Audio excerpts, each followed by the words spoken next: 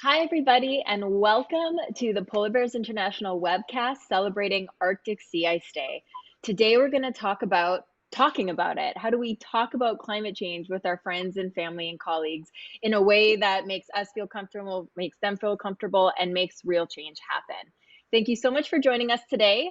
Arctic Sea Ice Day is tomorrow, but we thought this would be a great primer to tomorrow when we launch the Beluga Cam. And I'll talk a little bit more about that in a minute. But first, we want to introduce our amazing panel today. I'm Elisa. I live in Whitehorse up in the Yukon in Canada, and I'm the Director of Conservation Outreach and one of the staff scientists at Polar Bears International. I'm so happy to be with you today, as well as my lovely colleagues. I'll throw it over to Marisa. Hi, everyone. I'm Marisa Kraus, and I'm tuning in live from my home office in Columbus, Ohio, and I am the Director of Conservation Programs here at Polar Bears International. Awesome. And Kayla. And I'm Kayla McCurry. I'm calling in from Portland, Oregon, and I'm the outreach specialist for Polar Bears International. So happy to be here today.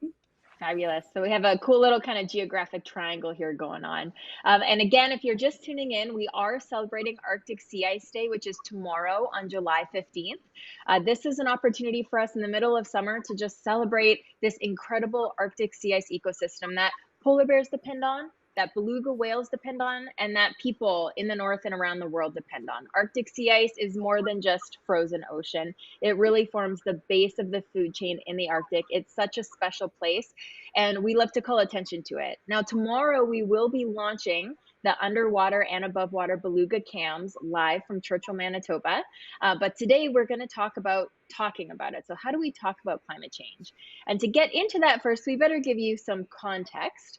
And so we're going to queue up a short video to kick us off that's going to tell you a little bit about why Arctic sea ice is so important and how it's tied to so much life in the Arctic.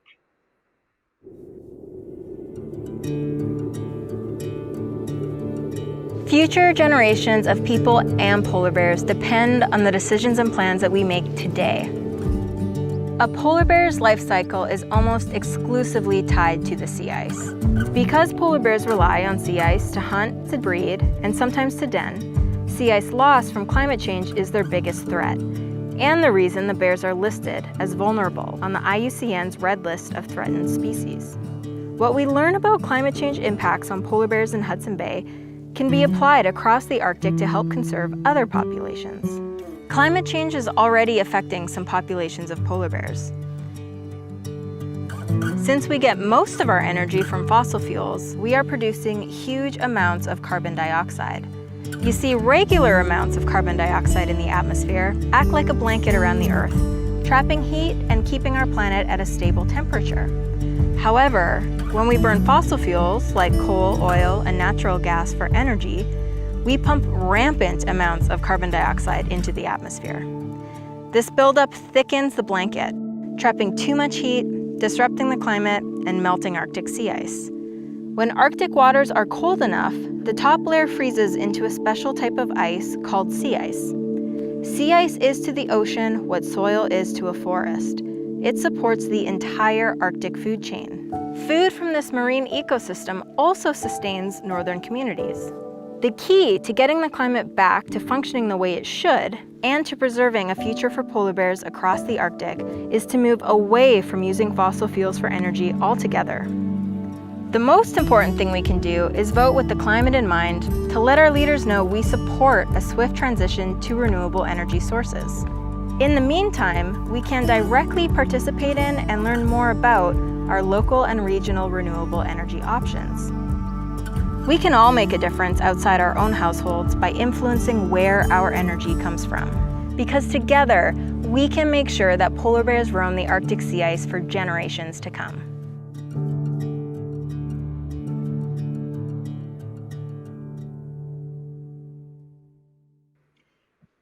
Polar bears are so well adapted to a life on Arctic sea ice. They cannot live on land.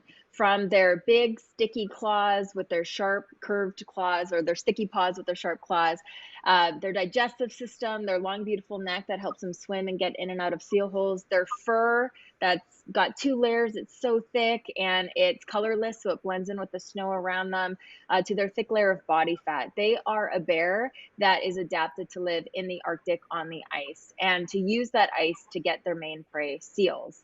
Polar bears need a diet of seal blubber to be healthy and to live across the Arctic, and they can only get that blubber with sea ice. They're not the only animal that depends on Arctic sea ice. Of course, belugas do too. That's why you see Polar Bears International celebrating the beluga cam.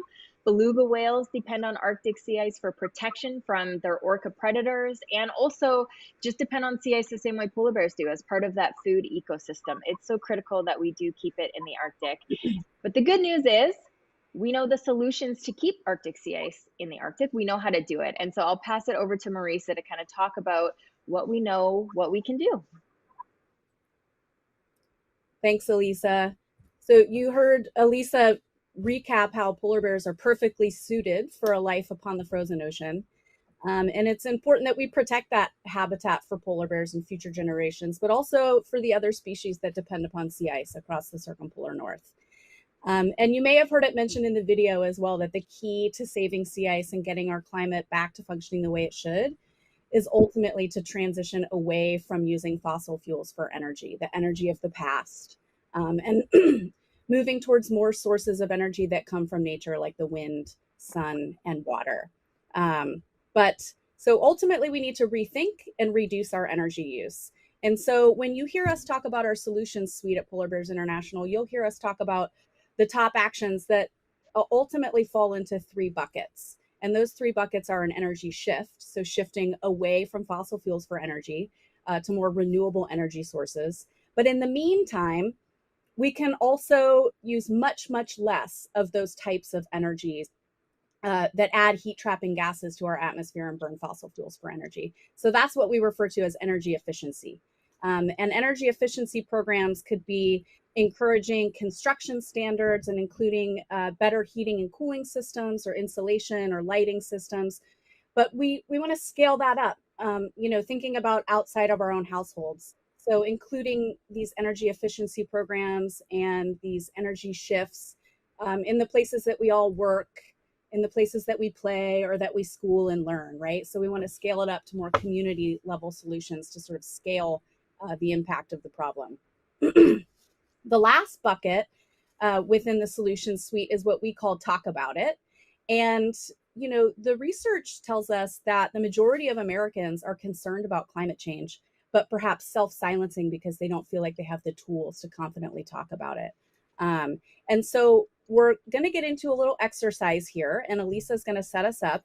We're going to do some role play, and these are, everyday scenarios in which you might find yourselves sharing your concern for climate change and its impacts, either on people or polar bears or your local ecosystem where you live.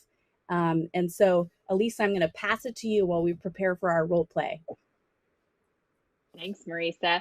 So this is kind of fun, and we hope this will be a helpful tool for folks who maybe are a little intimidated by starting these conversations. And hey, we totally get it. It can feel pretty awkward when you're at the family barbecue bringing up climate change, not knowing how people will react. But it's important to remember how far we've already come. I think most of us right now have seen that things are happening around us. There's some pretty extreme weather going on, and this might be a really good jumping off point for folks. And conversations shape societies. We can already talk about things today that we couldn't talk about a couple decades ago, unrelated to climate change even. But as we talk about things and they become more normalized, we can shift how we want them to be. We have the power with our words to shape our future in a way that protects us and polar bears. So let's just dive into an example. We've got 3 examples for you. I'm going to set the scene for our first role play. Okay, Marisa and Kayla, they are friends meeting for a coffee. We've all done that before. And they're discussing the recent smoke in the air and the extreme weather events. Very relatable. Take it away. Thanks, Elisa. Okay, here we go. Oh, Kayla, so great to see you again. Thank you for rescheduling. I had to pick up my kiddo from summer camp. They had to cancel because of all this smoke, that climate change. Oof, man, I keep hearing about climate change, but I mean, what about last winter? Seriously, it was so cold and snowy here. I think we had almost like a record snowfall in that one big storm. You know, it's interesting that you bring up that record snowfall, Kayla. The experts tell us that extreme weather is really something we can expect as our climate changes and expect it to happen more frequently. You know, in some places like the Arctic, that looks like warmer temperatures, but in other places, maybe stronger, more frequent storms. And and like these wildfires, and then here in Ohio, the residual smoke as a result of that.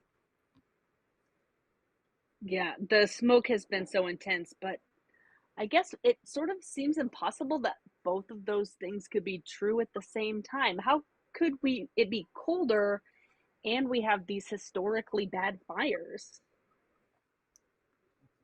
Well, you see, Kayla, the ocean actually regulates the climate system the way your heart regulates the flow of blood throughout your body. It's super interesting. And as the heart of the climate circulatory system, the ocean maintains the Earth's temperatures. And it does this by moving heat and moisture via currents and winds, and actually stabilizes the Earth's temperature by absorbing heat and then transferring it across the globe. Does that make sense? Yeah, I guess so. It's a little hard to wrap my brain around all of that. I got you, girl. So when we burn fossil fuels for coal, oil, and or when we burn fossil fuels like coal, oil, and natural gas for energy for things like heating and cooling our homes or transporting goods from one place to the next, our carbon dioxide emissions actually trap extra heat in our atmosphere around our planet. And that heat puts stress on our ocean, which damages its ability to keep the climate stable. And as a result of this stress, you know, sometimes the ocean pumps too much heat and moisture throughout the system, sometimes too little. And, you know, that can result in intense winter storms. Other times it looks like heat domes that we're hearing about. Those are the weather conditions that prime the landscape for dramatic and explosive wildfire events like we're seeing, and ones that actually burn hotter and longer than we've experienced before. So, really, climate disruption affects all ecosystems and communities and can put all of us at risk. And so, I think that if we think about the ocean as the heart of the climate, we can see that we need to prevent further damage to it, you know? Yeah, I really hadn't thought of it that way. It sounds a little overwhelming. It just makes me wonder if there's anything we can do about something that feels so big. Right, right. I get that. You know, we really need to rethink our society's reliance on fossil fuels for energy. But it's not just us, though. Communities and schools around the country have been asking their leaders for better energy solutions. And thousands of schools have actually been installing solar panels, which is super cool because that provides not only clean energy, but it's also cost savings for the schools and communities. And interestingly, new learning opportunities for the students. Our school had solar panels installed last year. I remember how excited everyone was. It is wild to think that something like that could really make a difference. Oh, no way, Kayla. That's cool. My kids' school did the same thing. And I was actually reading that a number of schools have been working to increase solar, you know, in their communities, something by like 80% in the past few years, which is kind of unbelievable. You never hear people talk about that. And many of those projects happen due to the strong support and the active voices from both those students and the teachers and administrators at the school. So I think really that just by talking to our colleagues and our families and our students about how action is possible, you know, sort of fuels more action, um, and is a really good way to tackle the source of the problem. Thank you. And seen. Thanks, ladies. So that was a really, really nice example of a climate conversation. So I'll let these two get set up here for a second. So a few things to notice about these conversations. First of all, they do not need to be perfect like they are. It's no conversations we have is perfect. What's important is that we're starting with something that's a shared value with somebody else. So we can bond over something. These two both were, you know, talking about their kids' schools. We can find some commonality with anybody really, and then from there using a reasonable tone and just asking about concerns. And we really don't need all the facts. The important thing is that we all want a cleaner, better future for ourselves and for polar bears. but really it's, it's about changing our energy systems for the good of the entire planet. Okay, I think we're ready. I see them setting up for the second scene. Okay, so this next scene, oh, and I should say too, please do send your questions in. We have one from Nicole that we'll get to shortly. So thank you so much for sending in your question. If anyone else has questions, feel free to put them in the chat. This next scene, this is about how we can hear people say, well, this global warming is just part of a natural cycle. I think we've heard folks say that before. It's just normal, nothing to worry about. So how can we talk about our concerns when that is where somebody is coming from? So in this scene, Marisa and Kayla, they are family members at a barbecue in the summer, which I think we've also all been at. So I'll let them take it away. Hey, Marisa, long time no see. My mom said that you just finished a big patio project. Any other upcoming projects on that house? Yeah, just in time. Who would have thought that we would have a torrential downpour on the 4th of July? Next up is probably windows for me. Seriously, especially here. I don't remember that ever happening before. Climate change, am I right? Okay, I'm gonna stop you right there because I know you care a lot about this, but the Earth goes through periods of warming and cooling, and it's really just a part of the natural cycle. I mean, we aren't in an ice age anymore. Of course, it's warmer. As you mentioned, the climate is changing. One thing that's important to remember is the rate of change that we're seeing and how unprecedented it is. This rain on the 4th, climate reacts to whatever forces are, changing it at the time. And right now, humans are the dominant force. But how can we really know that? It's interesting you asked that. So the atmosphere is like a blanket that surrounds the Earth. When we burn fossil fuels like coal, oil, and methane gas for energy, we add more and more carbon dioxide into the atmosphere. This buildup thickens this blanket effect, trapping in more heat around the Earth, which raises our average global temperature and disrupts the climate. Okay, but it seems like the conversation is always ice and polar bears. And honestly, there's just so many other things that are of a concern to me right now. And that just seems so far away and not really a big deal. Sure, it can feel far away, but we're seeing the impacts right now. And the things that we can do today that lots of people are already doing, they have a big impact. You have that big window project coming up. Did you know that you can get a home energy efficiency test? It lets you know where you're losing energy. And that's money out of your wallet. Replacing your windows with energy efficient ones and identifying places where we can better conserve energy in our homes means immediate cost savings and may even help those polar bears. Okay, I'm getting there, but is it really our fault here in North America? It seems like other parts of the world are way further behind. We have certainly done our part to contribute to the problem. You can see trends and temperature changes coinciding with our own industrial revolution. Our habits drive immense amount of fossil fuel usage across the globe.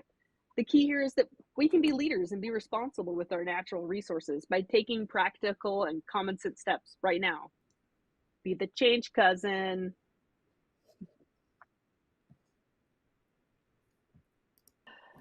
Awesome. Thank you for the little family barbecue scene. So a couple good ideas of how to combat some of these common things we might hear. We really are seeing unprecedented rates of change. And it's not only about the polar bears, it's about things that are going on in all of our own backyards. But for this next role play, we will look a little bit more at polar bears. So this next one, we're going to kind of talk about the idea of what's wrong with a little warmer weather. And that's something I hear a lot. I live in Northern Canada, and I'll tell you, in December, when it's pretty cold, there's folks around me that say, man, it would sure be nice to have a little warmer weather. And hey, understandable, but actually it's a pretty big deal when we're disrupting our Earth's ecosystems like that. So how can we kind of come at that idea? This next stage, and I'll give these gals a second to set up. So this next, I'm going to set the stage for you. So Maurice and Kayla, so one of them is a Polar Bears International supporter. So they're maybe a Polar Bear patron. They're in our monthly giving group. They've maybe been to PBI House in Churchill. They visited our amazing interpretive center at the Polar Bears International House. And they just watched Disney's Polar Bear movie, which is a lovely movie. So this gal really likes her polar bears. She's pretty concerned. And she's talking to her friend. And okay, I think they're ready. Here we go. Marisa, oh, good to see you and baby. I was thinking about you. Did you see that article that the Arctic is warming 4 times faster than the rest of the planet, and some places like Svalbard almost 7 times faster? That's wild to me. You know, honestly, a few extra warm days or a few freezing days, you know, they don't sound all that bad to me. By the end of the winter, stuck in the house with this one, you know, honestly, I'm over it. Well, in the moment, it may feel like just a couple of degrees. Let's put it in perspective. Remember, we just watched that show on polar bear cubs. Oh, so cute. They were so tiny. I can't believe they can live in such frigid conditions. And such incredible moms like you. I think it said that polar bear moms need to bulk up on plenty of blubber-rich seals to retain enough energy to feed their cubs in the den. While in the den, the mothers don't eat or drink. Instead, they live off their body fat. The mother's milk is rich and significant contributor to the rapid growth of cubs. But that's a significant cost to the mom. Totally. As a mother, this is incredibly relatable. Right? We have pantries, refrigerators, gardens to choose from to fuel our bodies and kiddos. Yeah, and let's be serious, DoorDash. Oh, definitely. I'll bet polar bear moms would love DoorDash. Anyway, what were we talking about? All right. Arctic is warming 4 times as fast as the rest of the planet, causing sea ice to melt. In several regions around the Arctic, this is reducing the amount of time polar bears have to hunt seals, increasing their fasting periods, and forcing them to rely on their fat stores for longer periods of time. Already in parts of the Arctic, longer ice-free seasons and longer fasting periods have led to a decline in some polar bear populations. Look at you, Kayla, always on topic.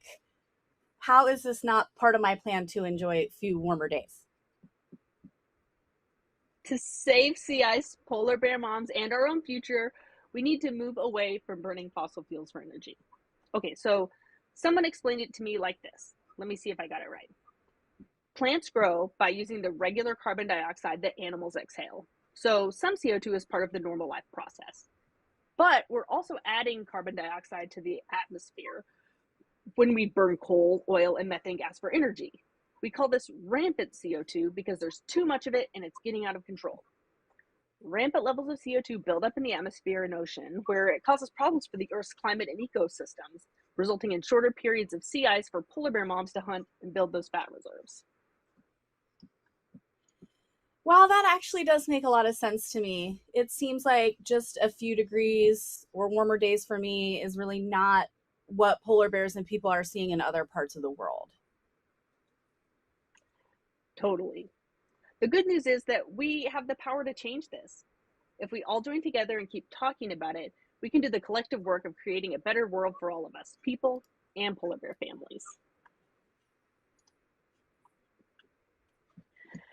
Thanks, Marisa, for these, and thank you everyone for listening to our role play skits on a few of these topics surrounding climate change and how we could have them in our everyday lives. I'd love to talk now just briefly about some of these elements that we use when we're talking about climate change and some tips that we have for you and goals for these climate conversations.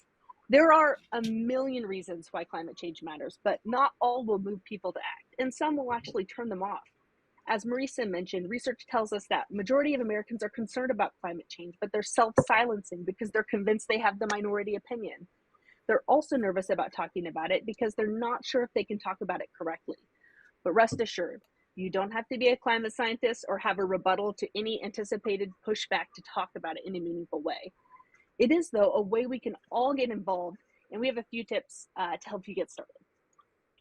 Things to think about when having these conversations with your friends, family, or your community. You may have heard some of these in our role play exercise a moment ago. 1, connect with them. By doing this, we help to answer the question of why does it matter? Rather than bombarding people with facts and data or applying fear and shame, focus on things that you share. Beginning with shared values offers natural openings for talking about climate change. Try grounding these conversations in what connects you to the other person, whether it's local sports, an extreme weather event near you, national security, or children and grandchildren. Then connect the dots between what you both care about and a changing climate. Show respect for the other person's experiences by actively listening in the conversation and maintaining a reasonable tone. Ask questions and talk about their concerns. This will help you have a more honest and open dialogue. We have to remember this conversation is for everyone, not just those that already agree with us. Also, we're going to answer the question, how does it work? And that can be a really valuable way to help people understand the mechanisms of climate change. You heard us using metaphors like the heat trapping blanket, regular rampant CO2, ocean is the climate's heart. However, if you're feeling unsure of the details, you don't have to pretend to have all of the answers. The point is simply to talk about the issue, sharing concerns and what you've learned instead of just avoiding them. This helps to really highlight the impacts we're already seeing around us. We often try to correct people's mistakes by exposing their wrong thinking and debating like me versus you or dumping lots of facts on them. But we need to remember that it isn't about trying to win an argument. These strategies just don't work the way we think that they should. In fact, research has shown that using these approaches just makes people hold on even tighter to their current convictions. This is called confirmation bias, and it means we're all more likely to look for and cling to information that aligns with our current worldview and what we already believe to be true. It's just easier for our brains to process. So you won't change people's minds or get people who are on the fence about climate change to adopt a different lifestyle to address climate change just by throwing facts at them. So let's not. Let's connect with them where they are and find some common ground and remember what's at stake. Lastly, how do we improve the situation? Let's keep talking about it. Challenges around climate can bring up a lot of difficult feelings, and often this leads folks to a sense of overwhelm. But pairing this experience with information about tangible solutions can motivate meaningful action. This work is collective, and by talking about it, we can continue to find examples of opportunities where people are coming together already. Concern for the climate is normal. If we can empower the majority of people who are already concerned about climate change to start talking with their friends and families, we can turn the tide on this misconception and really start mobilizing for change. We hope these tips are helpful for you. They're rooted in the work of our friends and partners, the National Network of Ocean and Climate Change Interpretation, and our work here at Polar Bears International. We know it can feel like you're alone when you're thinking about this, but you're not. Solutions and climate actions are happening all around us. One of our favorites is, of course, talking about it. Something you're already doing, something that can inspire hope for all of us and a brighter future for people and polar bears.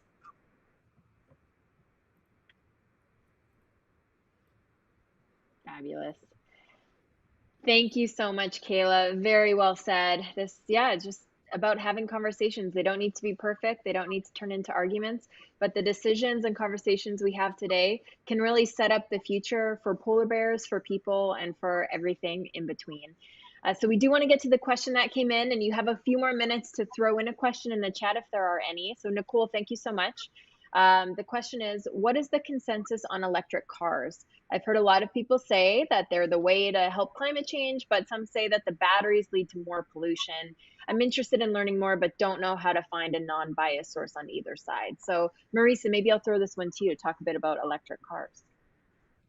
Yeah, so thanks for asking. I think the important thing to remember is that when we're talking about climate change and the root of the problem, we're talking about the burning of fossil fuels for energy. So that's coal, oil, and natural gas, and some of those, the traditional fuel that you're burning in your cars.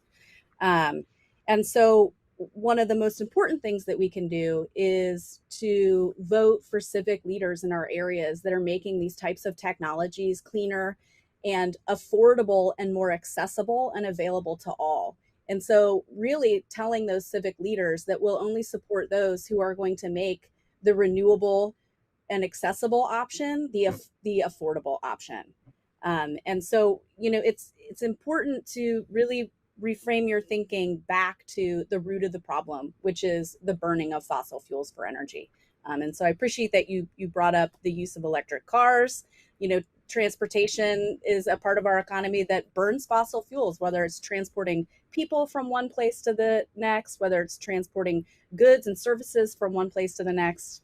You know, we can vote to make those renewable options more affordable, but we can also support community programs in the places that we live and commute for work that are taking more cars off the road in general. Fabulous. Thank you, Marisa, for answering that. And if we have no more questions for now, we'll start to wrap up, but be assured we'll still keep an eye out and we can get back to you with any questions that come in later. And of course, you'll have the opportunity to ask us questions all summer long because the Beluga Cam is kicking off live tomorrow, live from Churchill on the Churchill River in Manitoba on the coast of Hudson Bay there. So you'll be able to watch on explore.org or the polarbearsinternational.org website from now until the end of August or September 1st. And you can see the most incredible views of beluga whales and their babies and listen to them sing and chat. And you can also listen to our fabulous captain and all the guests that he'll bring throughout the summer. So that's Captain Kyron McIver will be manning the boat most of the time, and we'll have special researchers, local people, all sorts of really interesting folks on the beluga boat throughout the summer that you can send questions to anytime. So we'll be posting the tide schedule on the explore.org website so you know when to tune in. But definitely, if you can, tune in tomorrow at 7:30 p.m. Central Time. So that'll be 8:30 p.m. Eastern Time. For our official kickoff of the boat on the river. So we're hoping the weather cooperates. It's been a bit rough out there, apparently. So let's keep our fingers crossed to see some beluga whales. Belugas depend on Arctic sea ice, polar bears depend on Arctic sea ice, and all of us, no matter where we live around the world, benefit from the presence of Arctic sea ice. So thank you again for joining us today to learn more about how to get involved and how to talk about it. And thank you also to our partners at the Annenberg Foundation, explore.org, and Frontiers North Adventures for helping us make all of this happen. We really appreciate it. Thanks to my colleagues today, both Marisa and Kayla with the amazing role play, and KT and Albert and Ray in the background making this whole production work. It's been a lift, but they did a fabulous job. And thanks again to you. And please do continue to learn more, talk to your civic leaders, vote if you can, if you're old enough, and just have conversations through the summer and keep in touch with us anytime. We're here to help. Thank you again to everyone. Happy Arctic Sea Ice Day tomorrow, and hopefully we'll see you on the Beluga Camp sometime.